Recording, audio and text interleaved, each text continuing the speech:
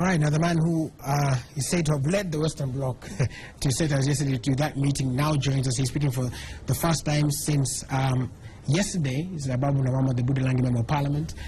Welcome, sir. Asante sana. Maybe let's start from there. How much will this 1 billion Kenya shillings help in terms of reviving Mumia's sugar company, since some forensic auditor said it will take 5 billion? Willis, to be honest, it's not sufficient because the revival agenda, or the revival budget, is in the region of 5 billion shillings. But the Chinese have an interesting saying that the journey of 1,000 miles starts with that first critical step. We see this as that first critical step on this definitely long-drawn revival journey. Mumia's, you know, you're talking about a blue chip. Yes. A blue chip that was up there with the very best, a blue chip that was the source of livelihood for thousands upon thousands of people. A blue chip that was even active in the social responsibility arena, sponsoring companies like Mumia's, had a very successful football team in Mumia's, and even sponsored teams like FC Leopard. So you're talking about a company that was up there. And it has just sort of flipped over. So the revival journey is not going to be easy. We're not lying to ourselves. It's not going to be easy, but we have taken that critical first step towards that goal. Yeah. What is the long-term plan in terms of how soon? Are there some timelines that have been set out? Yes, timelines have been set up. What is important is that there is a long-term plan. There is a strategy that has been discussed by all stakeholders, the management, the creditors. You realize, of course, that the company is heavily indebted, and the creditors have been involved to an extent that they have put a moratorium on interest payment. They have suspended interest payment for 18 months. And during that 18-month period, there are certain targets that have been set, including restructuring the management structure. You must be aware that they advertise for a new CEO, and the process of identifying the CEO is on. New directors have been picked. The whole process of putting in all cadres of new managers is going on. So hand in hand with this financial resuscitation, there is also the long-term strategic plan for how this is going to be done. And a time frame of 18 months has already been put in place. It is a race against time, and that's why every single step for us is critical. And as leaders from Western Kenya, we have rallied around Mumia's as a symbol of what has gone wrong with the economic base of the region, and what must be made right. Because if you're not just talking about Mumia's. I mean, Pan Pepper has gone under, Zoya is on its knees, and many other economic activities in the region really have gone south.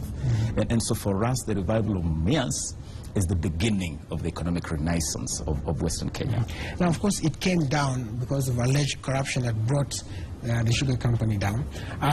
Now there's this 1 billion. What are some of the steps that are also being taken, because it could go probably the same way? What is being done differently? No, Willis, first of all, to be fair to the ordinary farmers, the ordinary farmer in both the nucleus and the outgrower sectors that feed Mumia's are really the force behind this company. And they're also the party that has suffered the brunt of the mismanagement, the theft, the collapse of Mumia Sugar. And to be fair to them, even as we hunt all over the place for resources to resuscitate this company, we must go after the culprits, those responsible for bringing Mumia's down. And they are known.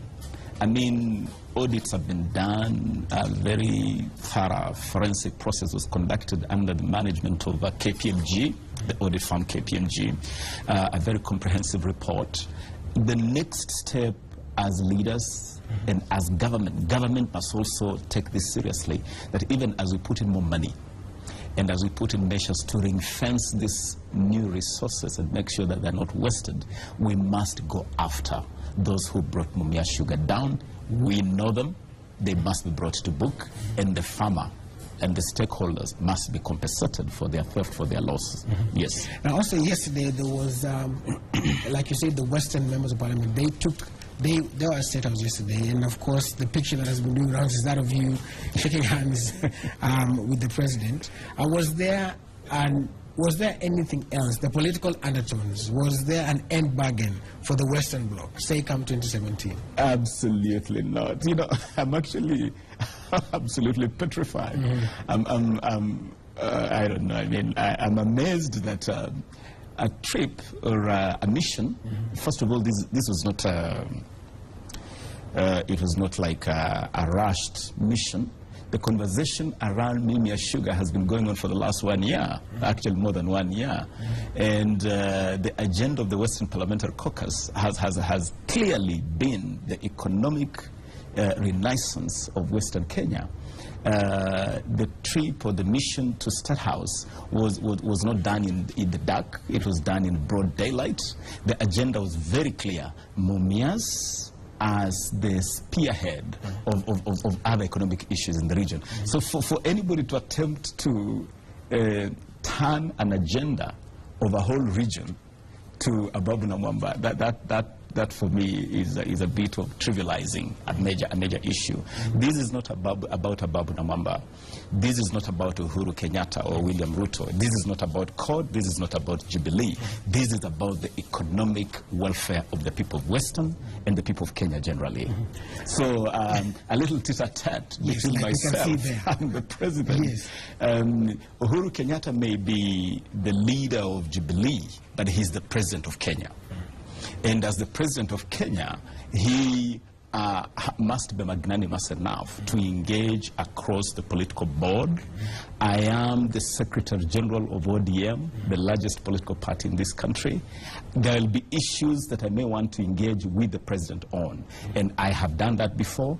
I did it yesterday, and I'll continue doing it, notwithstanding the fact that we sit on opposite sides of the political divide, but we have the strength of character to play mature politics, of realizing that we can play politics, but we can also close ranks when the welfare of Kenyans is at stake. And in this case, the welfare of the Ken farmer in Western, the welfare of everybody whose livelihood depends on Mumias is at stake, and on this one, I will close ranks with the president. Yes. Speaking about Western politics, as it were, there are so many leaders also who are brought, who came again, like you said, from a different political divide.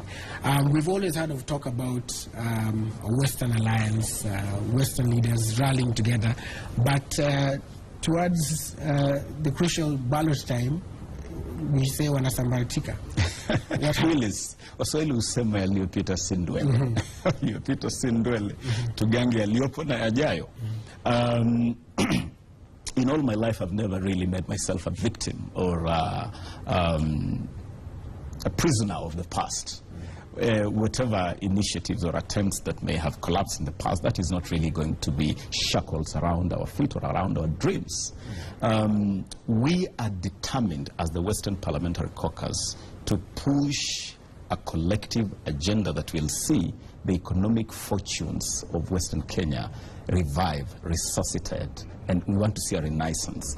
In this mission, really, we are closing ranks across the political divide. If you see the team, if you were to audit the team that went to State House yesterday, you will find membership from across the political divide. I mean, there are over 7 ODM members, there are Ford Kenya members, there are UDF members, New Ford Kenya, and for us, the Western Parliamentary Caucus is a game changer that is sending a very clear message that while we will play our politics in our respective corners, when it comes to the welfare of our people, we will close ranks. And when 2017 comes around, Willis, we'll play the game at that point. We'll cross that bridge when we come to it. Yes, but still there have been a lot of talk already about that Western sort of alliance. I mean, it's been every other time the members of parliament saying, this time we have to work together, this time we must produce a candidate. Is such an alliance plausible? I do not believe we should be obsessed with a candidate per se. I think the conversation going on in Western Kenya right now is the need to have a substantive voice, a substantive presence, whether it is in the opposition or in government, but ultimately in government, because, I mean, everybody who plays politics desires to exercise power in the service of the people. And the people of Western Kenya want to play a prominent role in the management of the affairs of this country. And to do that, the people of Western Kenya have realized that they need to deploy their numbers in a manner that is effective, in a manner that is substantive, and in a manner that counts. And to do that, definitely it will mean that leaders have to talk together, leaders have to find ways to make the numbers in Western Kenya count. It is a challenge, but then what is life without a challenge? Yeah. Exactly. Now, speaking about challenges, you've had some challenges of your own, right from the build-up you becoming the Secretary General of ODM, but we'll come to that a little later on. The most recent was, of course, the PSC and everything. How is it now? Have you settled down now after that? How do I look, Willis? I'm settled down. I have definitely moved on well beyond the Public Accounts Committee. I said it in this studio when I was hosted here by Hussein Mohammed, and I'll repeat it to you that what happened in the Public Accounts Committee was pure politics, and pure politics finding a point of convergence with forces of corruption and impunity. It has come to pass really that the same characters who had leveled all sorts of allegations against me, we withdrew those allegations and even apologized on record, confirming the position I held that this was politics, and connected also to some of the investigations I had led, including the so-called confidential expenditure, which I was amused to see it coming back to even haunt Monica Juma in her recent tours. So yes, I have moved on. I am definitely focusing on other agenda. I want to focus on my work as a Secretary General of ODM, make sure that I help drive our party to victory in 2017. I'm focusing on the work of Accountability Kenya, a platform that brings together basically all oversight agencies in this country. The other day, we came out very strongly when we heard that the Office of the Auditor General is receiving threats from characters who believe that impunity is the order of the day. That is keeping me busy. So, Willis, yes, I have moved on. I'm happy and I'm firmly focused on my many other heavy responsibilities. Let's talk about one of them, which is the Secretary General of ODM. Now, there are talk that there's still some mumbling, that there's still some sort of tension, and maybe you've not been accepted, because remember you said, like you said, you quoted the interview with Hussein, you said that there were forces both within and without ODM that were orchestrating that whole saga of the PSC. So it's true. Yes, it's true. Hussein, it's not a secret that for me to become Secretary General of ODM, I had to walk to hell and back.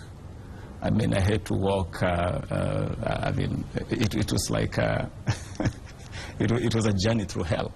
There are forces that were strongly opposed to my becoming Secretary General. I believe there are forces of retrogression, forces that do not want to see transformation of our party, the forces that do not want to see a new way, a new order of doing things. Forces, for instance, that have always benefited from the wrong manner in which we conduct nominations. So forces that benefit from doing the wrong things. But I am now the Secretary General of ODM. And those who may be hell-bent either to imagine that they can push me out of the party, I can only tell them that your mission is doomed. You engaged in a futile mission, a futile mission, because I belong to ODM. ODM is my party. I'm the Secretary General, and I will exercise fully the mandate of the position of Secretary General. Right now, I'm leading a very important exercise, which we're calling Tokelezea ID, a fantastic exercise led by an amazing group of young people, young warriors of our party. And the purpose of this is really to answer a major concern, because we've realized that one of the reasons why we don't perform very well in elections is because we do not unleash the full force of our base, of our numbers. And so we are going out there, we are rallying our people to make sure that you have an ID, make sure that you have a voter's card, and on election day, make sure that you turn out and vote. I'm focused on that mission. My singular agenda, Willis, is to deliver victory to my party leader in 2017. Everything else for me is a sideshow. And unfortunately for those who engage in sideshows, I've got no time for sideshows. So you'll not see me engaging you. Yeah. So, of course, one of those sideshows, and I will also get some of your comments on 2242, so you can keep sending them in, some questions that you have, and the hashtag is Power Breakfast. But some of those, what you call sideshows also in the past, what also came back or were reignited by that picture yesterday, where they say that Ababu is during the day ODM, during the night Jubilee. What we also discussed in the newspaper review, terming you a mole. Willis, whoever came up with this whole notion of mole, I would tell them that, dude, brush up. I mean, 1-2 years down the line and you're still stuck on mall, come up with something fresher, something sexier. I mean, mall, it's now a tired line. And today, apparently, everybody's a mall. Jacoy Mediwo is a mall. Milio Diambo is a mall. Everybody is a mall. And so, really, I think I have grown beyond those juvenile, those kind of juvenile branding and that kind of thing. And so my loyalty to my party, my loyalty to my party leader is beyond reproach. It is interesting that those who once branded me a mole are the ones that are now fighting each other, branding each other moles. So really, I wouldn't want to engage in that. I don't have time really to engage in that kind of thing. As a leader, member of parliament for Budalangi, first of all, I owe loyalty to the people of Budalangi. Last September, Willis, September 7th, 2014 to be exact, I hosted President Uhuru Kenyatta in Budalangi.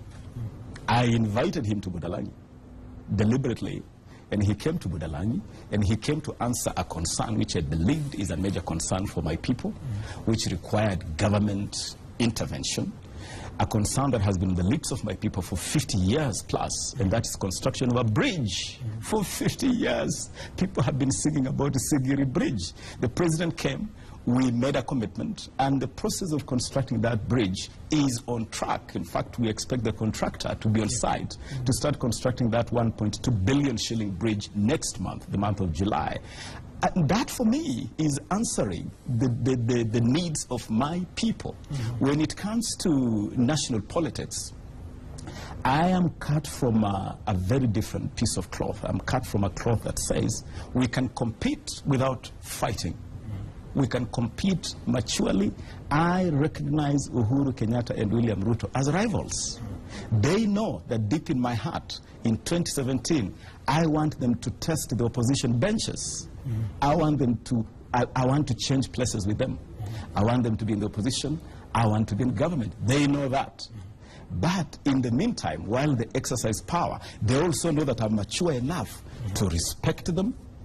Anything they do that is in the best interest of this country, they can be sure I will support and I will commend. Anything they do that is not in the best interest of this country, they know that I will criticize, I will oppose, constructively so. And so if that kind of mature engagement makes you uncomfortable, pole sana, you and I perhaps do not belong to the same planet. Yeah. So I'll continue to engage constructively while firmly exercising my responsibilities as Secretary General of ODM. Yes. And just maybe a last question, or last two questions, because we're running out of time. Is of course what you said. People are still calling each other names in the party. It seems that there's a little bit of rocking and shaking within ODM, especially after the meeting yesterday. Yes. Is it stable? Is the infighting stopping? Will stop? First of all, let's admit, Willis, that the political arena is a cesspool, a cesspool infested by sharks and all sorts of dangerous animals. And so to expect calm in that pool is to be a little naive. I mean, even Jubilee, TNA, URP, even though they have the glue we call power, they have their issues, so there'll always be issues. So issues is really not the problem. The problem, the challenge is how you deal with them, how you resolve them. And so as ODM, we will always have our fair share of issues. But what I want to challenge my colleagues in the party is that even as we confront our issues, and we'll always have our issues, even our family has issues, let us find a way to resolve those issues without damaging the party, without damaging our interest as a party. And remember, as ODM, we are a large family, a very large family. And Willis, if you are an African child like me, in the sense of growing up in a large family, you understand that a large family also has a large share of its challenges. And so we have challenges, but I'm telling my colleagues, our challenges are not unique. All we need to do is to keep our eye on the ball. We want to capture power in 2017. Let us focus our energies where it matters. Let us rally our people to get IDs. Let us rally our people to register. Let us rally our people to turn out and vote. Let us keep the government on its toes. Let us keep on explaining to the people what we can do better. And there are many things we can do better. And definitely, we will deliver our party to victory in 2017. All right. Yeah. All right. We just want to sample a few of the comments here. So Engineer Martin from Sotik says, congratulations to Ababu for putting aside party affiliation to save the ailing Umias. Then there's somebody here says, Lucas from Machako says, please don't mind the name calling, get to work. And then there's someone who says, Ababu, you're a smart politician, think of your people. Continue thinking of your people rather than your bosses. That's David Ngure, and he's from actually here in Nairobi in Langata. And then of course there's somebody else who's saying that nobody, with due respect, that's somebody else talking about another story about about Jubilee. But still also, just maybe the last question is, you're quite ambitious. It's been seen, you've said it yourself. 2017, what are your plans? You say you want to be in government. What will inspire you to be in government? And also, will you still run for member of parliament for Budalangi? Now, Willis, if you're not ambitious and you are on the political arena, you are in the wrong place. You better find yourself another career. Ambition is what drives the human spirit. Ambition is what drives every human enterprise. So am I ambitious? Absolutely, yes, I'm ambitious. But I'm also realistic. I'm also realistic, and I'm a respecter of pecking order. For instance, I am a firm member and leader within the Code family. I know that within our family there is a pecking order, and I respect that pecking order. And so when I say I want to be in government, what I mean is that I want to do everything practically possible to help drive our coalition Code to power. And I believe it's feasible. Our coalition is popular. Our coalition is solid. Our coalition has a fantastic agenda for this country to answer to the big concerns, whether you're talking about the fight against corruption, full implementation of devolution, finding the antidote to make sure that we unleash the full potential of agriculture, tourism. We have the answer as CORD, and we want to explain this to the people in the belief that in 2017 they will give us the opportunity to serve this country, to preside over the affairs of this country. That's what I mean when I say I want to be in government. What will I do in 2017? Am I going to defend my Budalangi seat? Am I going to be eyeing something else? An interesting question, Willis, but perhaps not the right time to answer that question. But definitely we will answer that question when we get to it. Right now, my focus is very much to strengthen the party. We are just starting the exercise of grassroots elections next month in July 31st. We want to strengthen the party. We want to rally our base. And then by 2016, we'll be making decisions in terms of who is running for what.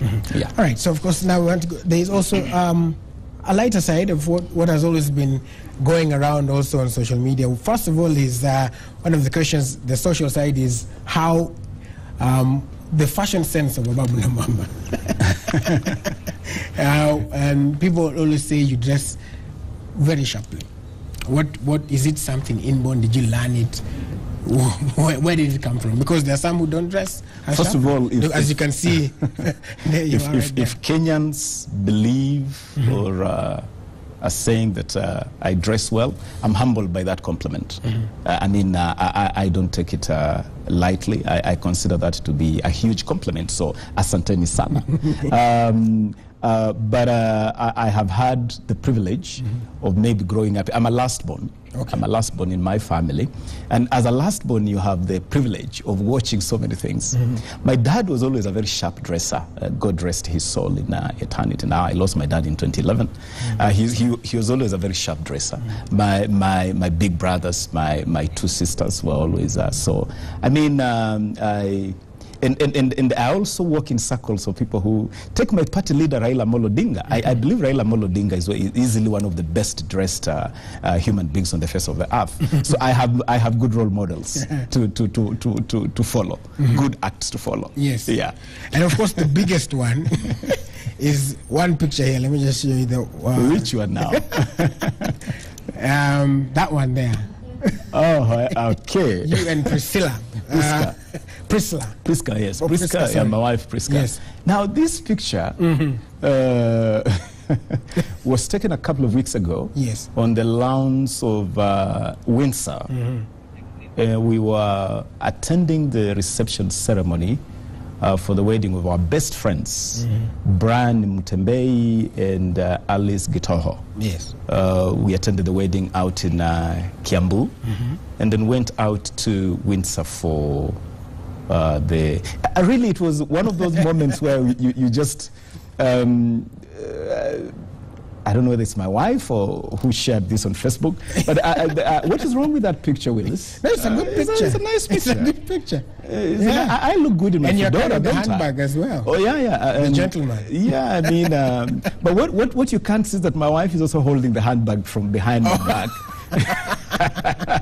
But I have no problem. Okay. Iyo si kukaliwa kama chapati, as people would say. I have no problem helping. You of course realize that my wife would not have held the handbag and taken the posture that she took at the same time. Yes. All right, so there is another one. That one is a picture taken in Reykjavik, the capital of Iceland. On holiday. We were out in Iceland on vacation last month. So people should be taking notes. We were just chilling out by the sea. It's a beautiful country, a beautiful city, beautiful little city out there. Fantastic. That is and that is the Taj Mahal. That's the Taj Mahal. Yes. That's the Taj Mahal. We were out in the Taj Mahal sometime last year. Yes. My wife always wanted to visit this place. I had occasion to see the Taj Mahal once. And my wife always wanted to see this place. So when we got the opportunity, we went out there to...